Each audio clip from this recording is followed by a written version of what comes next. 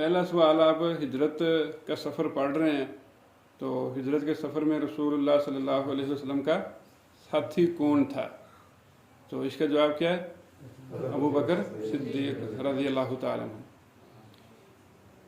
دوسرا سوال ہے، آج کے سبق میں سفر ہجرت کے دوران غار ثور میں پناہ لینے کی حکمت و اہمیت کیا تھی؟ آپ نے یہ پہلے پڑھا ہوگا کہ اللہ کے نبی محمد رسول اللہ صلی اللہ علیہ وسلم جب نکلے تھے تو اہل مکہ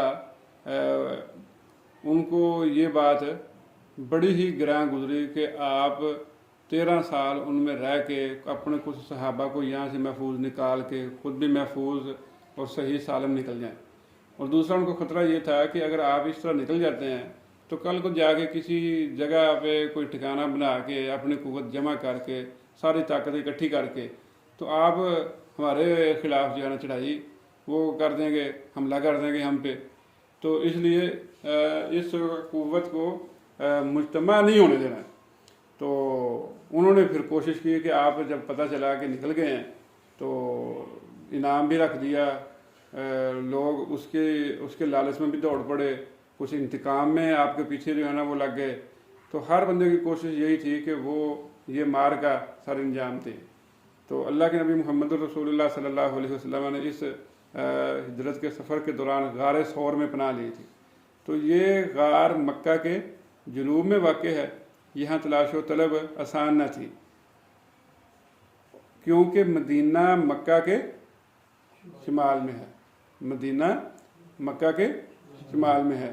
جب آپ مکہ سے، اب یہ تو سب کو ہی پتہ تھا نا کہ مدینہ سے کچھ لوگ آئے ہیں، انہوں نے بیعت کی ہے، انہوں نے آپ کو جگہ دی ہے، کچھ لوگ جو ہے نا وہ آپ سے پہلے مدینہ چلے گئے ہیں، تو سب کی توجہ کس طرف تھی؟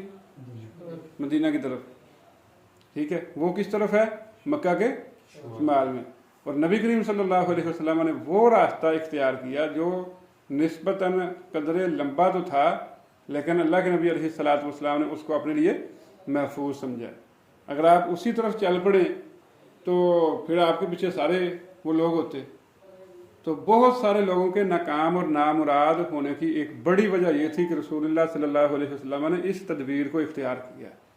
تو بندے کو کوئی بھی کام کرنا وہ اس انداز سے وہ ہو کہ جس میں بندے کے لیے مسائل کم سے کم ہوں، اپنی صلاحیت کا استعمال کرنا، اپنی عقل کا استعمال کرنا، دشمنوں کو بے وقوف بنانے کے لیے مختلف حیلے اختیار کرنا اور مختلف چالیں چلنا، یہ اللہ کے نبی محمد رسول اللہ صلی اللہ علیہ وسلم سے ثابت ہے اور آپ کی سیرت ہے، ٹھیک ہے جی؟ غار میں کتنا قیام تھا اور وہاں کیا ہوا؟ 3 راتیں اللہ کے نبی علیہ السلام نے غار میں قیام کیا۔ ابو بکر رضی اللہ تعالیٰ عنہ سب سے پہلے داخل ہوئے، مقصد یہ تھا کہ اس کی صفائی کر دیں، اس میں ناگوار ناپسندیدہ کچھ معاملات ہوں تو وہ دور کر دیں۔ تو انہوں نے اپنا وہ تہہ بند پھاڑا، اس کپڑے سے جس قدر سوراخ تھے اس غار میں، اس آپ کی جو جگہ تھی جہاں آپ اسٹے کرنا چاہ رہے تھے، تو اس کے سارے سوراخ بند کیے تاکہ جو ہے نا کوئی چیز وہاں سے نہ ڈس سکے، کوئی چیز نکل آئے تو وہ نقصان نہ پہنچا دے۔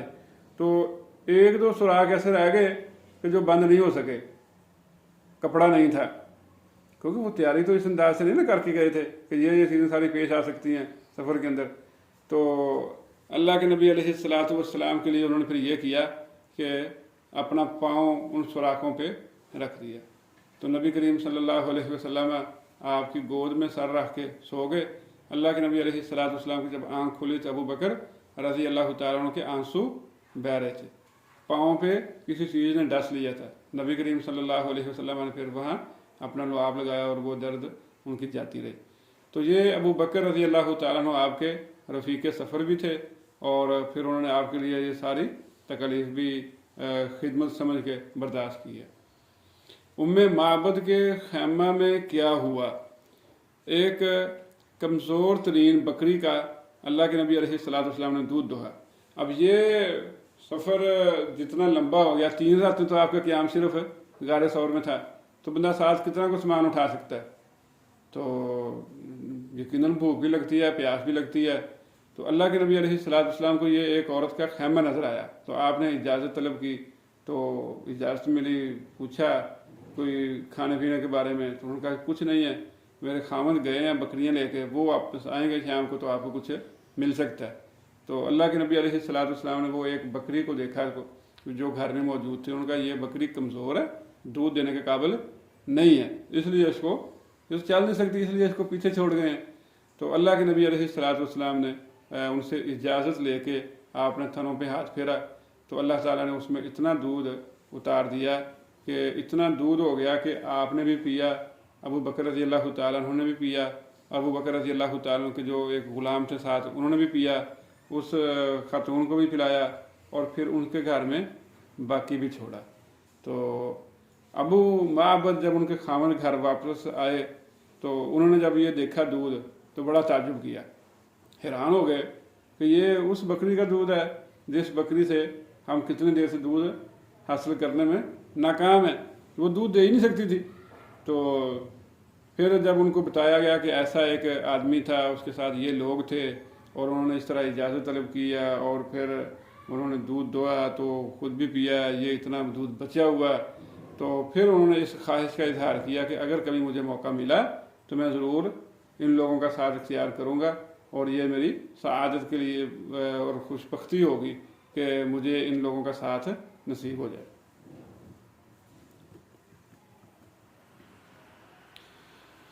رسول اللہ صلی اللہ علیہ وسلم کی سفارش کی درخواست کس سے کریں؟ تو اس کا جواب کیا ہے کہ رسول اللہ صلی اللہ علیہ وسلم کی سفارش کی درخواست بھی کس سے کریں گے؟ اللہ تعالیٰ سے۔ اللہ کے نبی علیہ الصلوۃ والسلام سفارش کریں گے، یہ بات بالکل برحق ہے، ٹھیک ہے، بہت سارے اس کے دلائل موجود ہیں، لیکن سفارش اسی کی کریں گے جس کے لیے اللہ تعالیٰ آپ کو اجازت دے گا، ٹھیک ہے۔ یہ اللہ کے نبی علیہ الصلوۃ والسلام کا اعزاز ہے کہ اللہ تعالیٰ نے آپ کو یہ اعزاز عطا فرمایا۔ قرآن مجید میں ہے، اللہ تبارک و تعالیٰ ارشاد فرماتے ہیں قل للہ الشفاعۃ جمیعا، کہہ دیجیے سفارش سب کی سب کس کے لیے؟ اللہ ہی کے لیے، سفارش سب کی سب اللہ ہی کے لیے۔ اور آپ نے صحابی کو یہ کہنے کی تعلیم دی کہ اللہم شفعہ فیہ، یا اللہ میرے بارے میں آپ کی سفارش قبول فرما۔ اگر یہ سارا اختیار آپ کا ہی تھا، سارا اختیار کس کا تھا؟ آپ کا ہی تھا، تو پھر یہ بات صحابی کو سکھانے کی کیا ضرورت تھی؟